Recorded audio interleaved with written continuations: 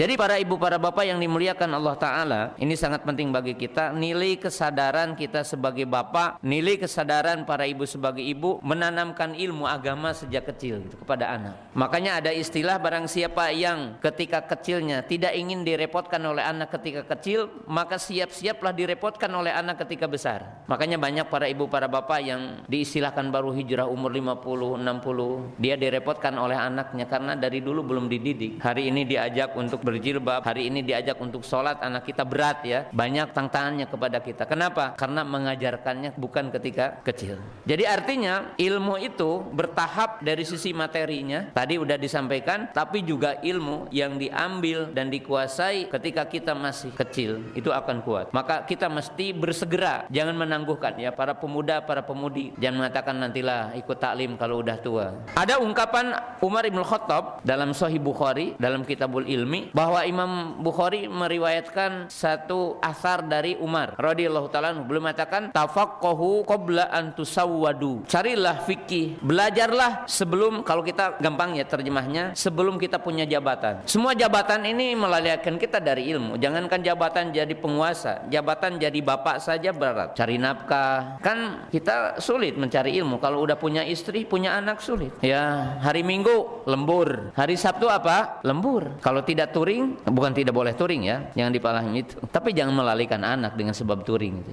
Kita punya ilmu. Ini hatta kursi untuk ustadz juga fitnah. Kursi, orang punya kursi itu fitnah. Kalau orang setiap hari mungkin ngisi melebihi ilmu yang didapatkan, ilmu yang diteliti, kan juga fitnah. Maka kata Umar radhiyallahu ta'ala anhu, beliau mengatakan tafaqqahu qabla an tusawwadu. Artinya kata para ulama, belajarlah sebelum kita itu dibesarkan orang, sebelum kita itu punya jabatan, sebelum kita itu punya manzilah. Karena terkadang manzilah dan jabatan itu bisa menyesatkan orang dari ilmu. Dalam arti ya sedikit-sedikit terkikis waktu untuk thalabul ilmi, sedikit-sedikit kita terhalangi oleh ya untuk mencari ilmu. Ibu-ibu juga sama kan, ketika perawan bisa kemana-mana, udah jadi istri, khidmat kepada suami, ngurus rumah, ngurus anak. Walaupun hari ini ibu-ibu bisa mengakses ilmu lewat radio, lewat televisi, tapi yang intinya kita al-mubadarah, bersegera dalam mencari ilmu itu. Jangan ditangguhkan sampai kita ya kemampuannya semakin rendah, hafalannya, kemampuan mencernanya semakin rendah, waktunya semakin sempit. Maka hendaklah kita untuk bersegera di waktu luang.